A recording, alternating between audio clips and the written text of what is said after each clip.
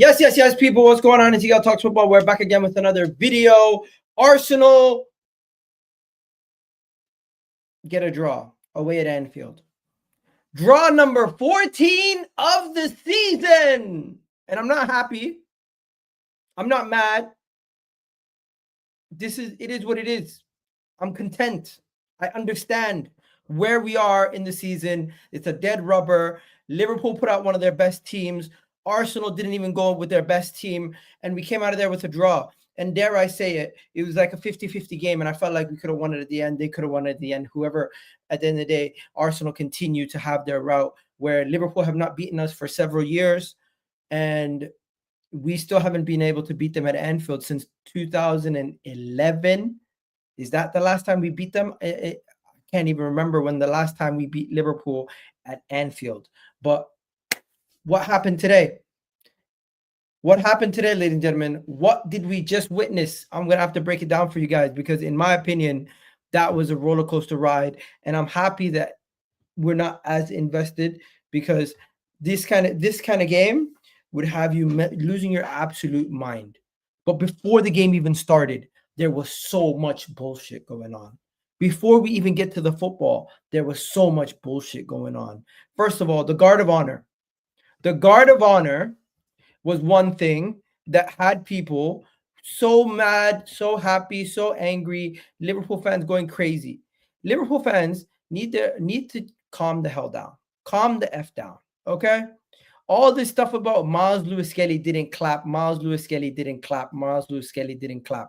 Who gives a shit if Miles Lewis-Skelly clapped or not? He was there. He showed respect. And even if he was clapping, maybe you didn't see it because he was just doing a small little clap like that. But all you Liverpool fans crying, look at this. You got Liverpool fans saying Miles Lewis-Skelly's a rat. You got him saying he didn't clap, my dog. You got people saying Miles Lewis-Skelly didn't clap, teenager or not. Extremely strange. Need to learn to be humble and show respect. What are we doing? What are we doing? What are we doing? What are we doing? The fake media outrage over something so minuscule is crazy. Honestly, it's crazy. Calm the hell down. You guys are. It's totally normal behavior to clap softly. These are grown men tweeting shit like this, getting pressed by somebody clapping the way that they want to clap. It's actually laughable. It's laughable how an 18-year-old has all these guys rattled like this. It's laughable. And even if he didn't clap, what are you gonna do? What are you gonna do? You got 2 more games where you're gonna get Guard of Honors. They can clap all you want for them. At the end of the day, we gave you your Guard of Honor. You should be happy. We continue with the respect. And you know what? That respect led onto the pitch. But before we go on to the respect on the pitch, did you see the disrespect from the Liverpool fans? The disrespect from the Liverpool fans was evident. And what I'm talking about, in case you don't know, in case you didn't see it, the Liverpool Tifo, or whatever the hell it's called, that shit, oh my God, that shit made me fucking cringe. Now, some people say it's good banter. Some people say it's all fun and games. But to me, I just think it's just the game is gone. The game is gone. People are now taking trolling to another level. This is kind of disgusting in my opinion. And Arsenal, we have class. We wouldn't do something like this. These Liverpool suits. We're not even beefing with you guys like that. Since when do Liverpool have beef with Arsenal like this? These are just social media trolls who went to the game and decided they wanted to do something to make a point and to try to get some fame off it. And it's not one. There's two. Smile champs. We've got them so rattled off the back of Odegaard celebrating at the Emirates last season that they've now taken a cutout of Martin Odegaard and brought it to the game to make fun of us. And I've seen Liverpool go up against Manchester City, never showed them this kind of disrespect. I've seen them go up against Manchester United, never showed them this kind of disrespect. I've seen them go up against Chelsea in the Champions League, never showed them this kind of disrespect. I've seen Liverpool face multiple teams across Europe, never show them this kind of disrespect. What the fuck is this? If you think it's banter, if you think it's all fun and games, This is disgusting, in my opinion. I don't like it. I obviously maybe it's because I'm an Arsenal fan, but I don't think this is good banter. I think this is just bullshit. This is a mockery. You're mocking my manager. You're taking the piss to a next level, and I just think that's fucked up. But hey, fair play. Yeah, they're mad about Miles Lewis Skelly not clapping.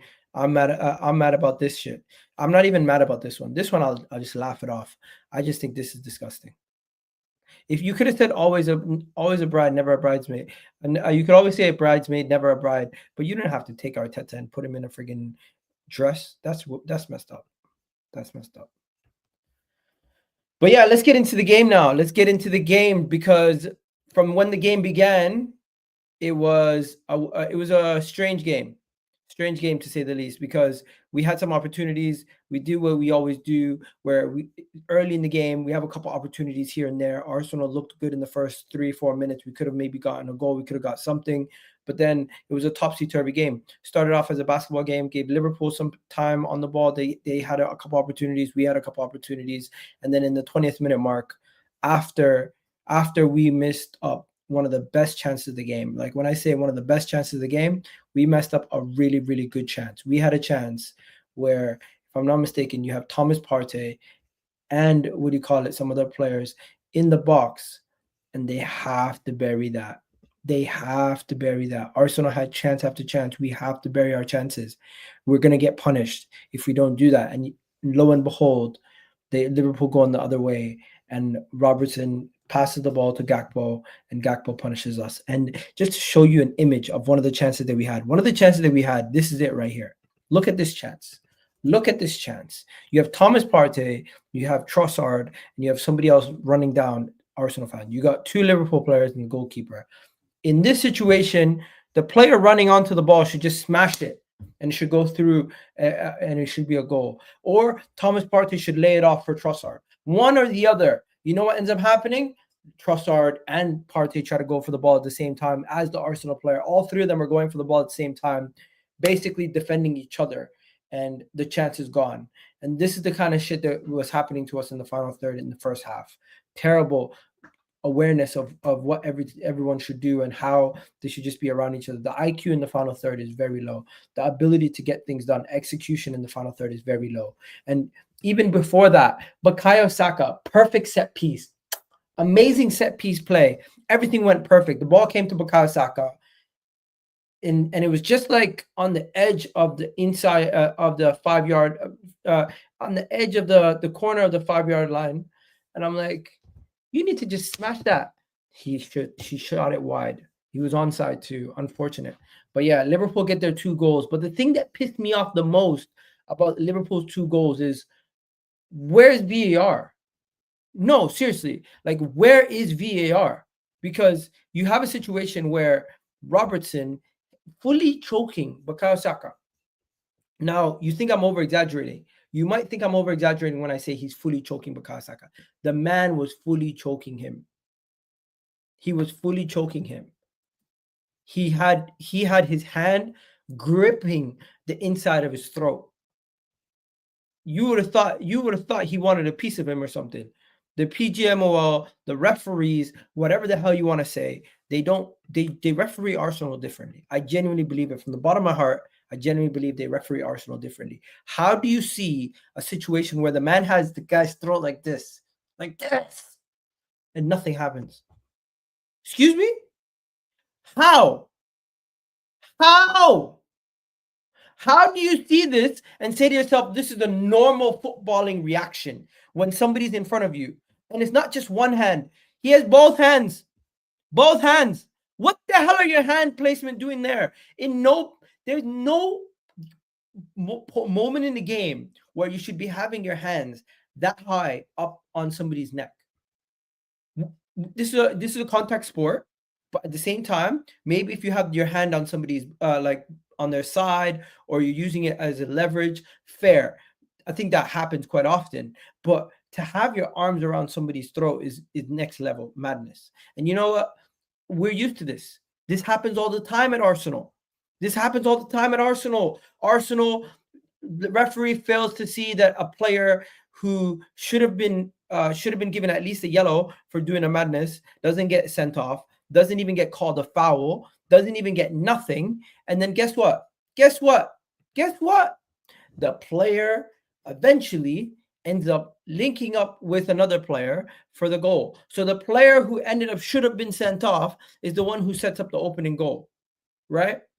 Right? And all of this happening despite the fact that we're outplaying them to start the game, despite the fact that we're having chance after chance, despite the fact that that should have been at least viewed by VAR, it should have been viewed by the referee, it should have been viewed by somebody. They should have double checked it, they should have triple checked it, but no, they don't check it. They play the advantage. They everything happens, and it benefited Liverpool. Fair play. Let them go on. I'm just pissed off. They didn't give a yellow. They didn't even check it, I don't think. And Liverpool go down the other way, score the goal. Credit to the PGMOL for fucking this game up again. Right away. Right before our eyes. Everyone's just like, yeah, fair play. He didn't do nothing to him. He just probably touched his neck. No, the guy fucking was strangling him. Anyways, enough about Saka getting strangled. Liverpool took a 2-goal lead. And I want to see where's Luis Diaz, that fucking waste man. Where's Luis Diaz? Luis Diaz did, after he scored his goal, he did a celebration, and what he did is like sacrilegious, or it's like you should not be doing that. He 20 minutes into the game did the night celebration. 20 minutes into the game, man said night. Excuse me? What do you mean night after 20 minutes? You think you won the game after 20 minutes, the game was done? Didn't do shit the rest of the game. I didn't even notice him the rest of the game, Luis Diaz. I didn't even notice Luis Diaz. I need to find an image of that.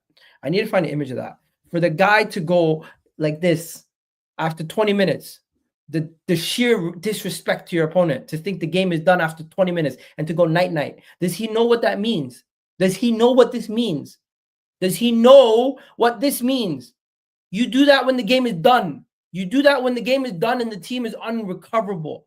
At 2-0 after 20 minutes, you can't be standing there going night.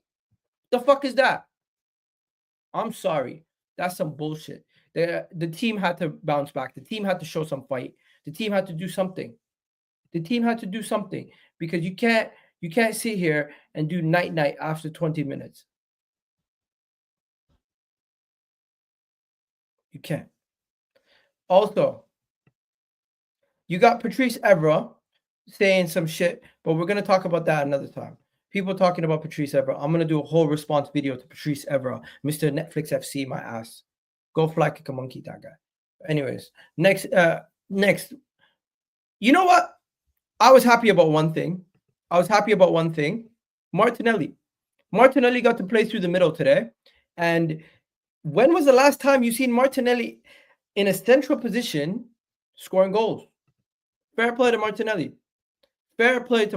Scoring goals, central position, got himself a good header, the opening goal, seeing Leandro Trossard playing out wide, Martinelli playing up top. No coincidence, you get a goal. We should have tried this more often throughout the season already.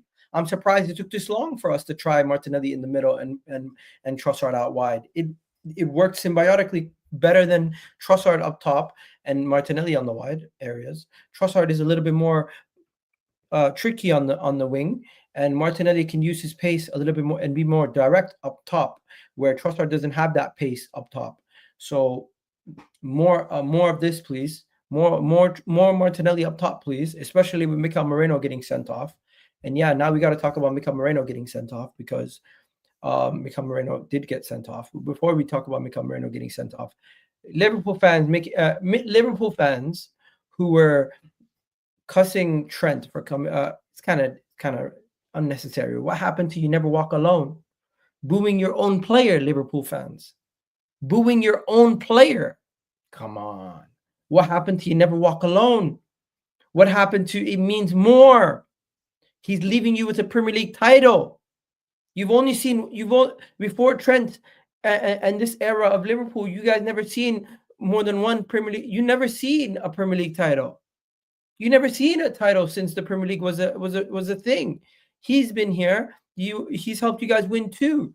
Have some respect. He's helped you win a Champions League. Have some respect. He's helped you win 2 Carabao Cups, an FA Cup, the Club World Cup, the Super Cup. Come on, he's completed football at Liverpool as an academy kid for 20 years. I get it. He's leaving for Real Madrid.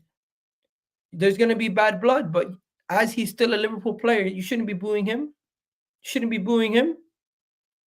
I think you guys come when Trent came on and you guys booed him, set the mood at Liverpool down, and from there Arsenal tried to capitalize. And coincidentally, guess what? Trent Alexander-Arnold actually helped Arsenal. He helped Arsenal with the goal. He played Mikel Moreno onside, and you know something, Martinelli. Martin Odegaard. Thank you for finally taking some shots. I need Martin Odegaard to listen to some LMFAO music and just take shots every single game. We need more shots from Martin Odegaard because his shooting versus PSG and this game better. That's what I want to see. Because when you take those kind of shots, people can get rebounds. Good things can happen. This is what we need from you. This is what we need from you, Martin Odegaard. Thank you.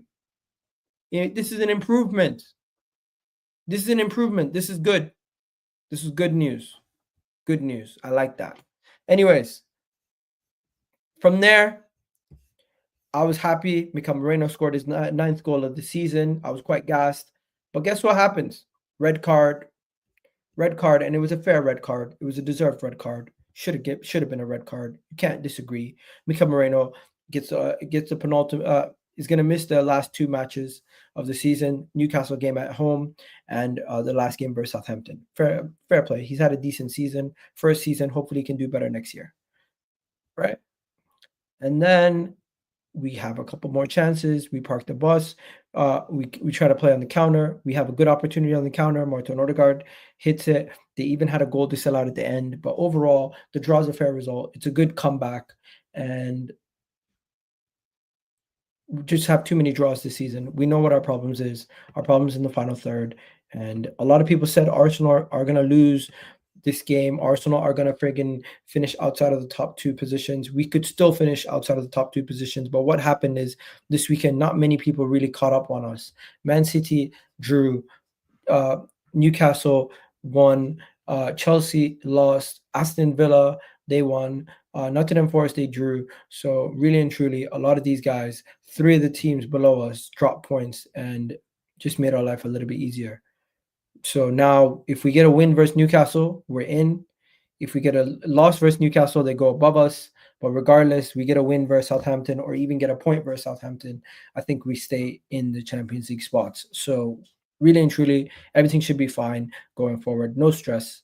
We don't really need to worry about Champions League football. But if we finish outside of the second place position, I best believe there's going to be banter thrown, but we really shouldn't care about banter. The real issue that we find ourselves in this season, if we go to the stats and you go to the league stats and you just look at team stats and you see the amount of goals conceded per matches, we're good. But goals per game, that's where our issue is. That's where our issue is. You got Man City, Newcastle, and Liverpool all outscoring us. We've only scored 66 goals this season. 66 goals this entire season.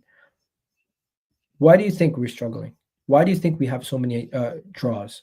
Why do you think we have so many draws? It's because of the poor execution in the final third. Very simple. Very simple. 14 draws is an embarrassment. We almost have the most draws in the league. Only Everton have more draws than us. Wow, that is shocking. That is shocking. That is shocking. 14 draws is unacceptable. We need to do better. We need to do better. But yeah, that's pretty much it, ladies and gentlemen. Now let's just go on to the player ratings. I'm not gonna lie to you guys. Do we still need to do player ratings for every game? It's not. It's at the point of the season where some of these guys, I'm just like, I don't think player ratings will do them any justice. Like we kind of know what they've been up to this season. We know who the best players are. Like today, if you were going to give a man of the match, who'd you give man of the match to? Let me know in the comments who you'd give man of the match to today. Overall, I'm just not really like going into this, coming out of this game saying anybody had a massive stinker. And I'm not coming out of this game saying anybody was outstanding, like best player on the pitch. No, it was pretty much, if I'm going to give ratings, Raya, 7, solid game. Ben White could have been better physically. He didn't seem up to scratch. Could have done better. Saliba, solid performance, probably a 6. Nothing really you can say. He switched off on the Luis Diaz goal. Over the rest of the game, he was solid. Kivior kind of caught out of position for the goal, and the pass that Szoboszlai did. Mazlou Skelly kept Salah quiet, give him a 7. But he did end up getting a silly yellow card. Thomas Partey pretty much tackled our own player in the box and it stopped us from scoring a goal. But overall, 6 from him. Mikel Moreno got a red card and scored a goal, so I'll give him a 7. Martin Odegaard, solid performance. Struggled at times, did well at times, but overall, just average performance, 6. Saka, same thing, 6. What did he really do wrong? Well, he could have scored, he didn't capitalize. Martinelli, solid performance once again, 6.5 for him. Great header, 7 actually. I'll give him a 7. And then Trossard set up the goal, so he gets a 7 also. Overall, it was just one of those games where people get 6s, 7s, 5s. No real 5s. Everyone's pretty much the same thing. Man of the match. Who's the man of the match?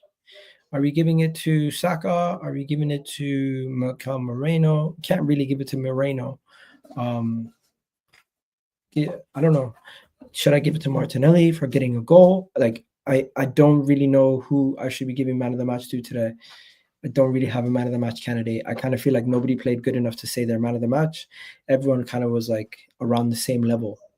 And yeah, that's pretty much it. Nothing more to be said here. I'm gonna wrap it up there.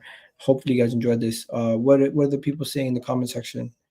What are people saying in the comment section? Blaming PGMOL. I'm not blaming PGMOL. I'm just saying Robertson should have been sent off. Robertson should have been sent off.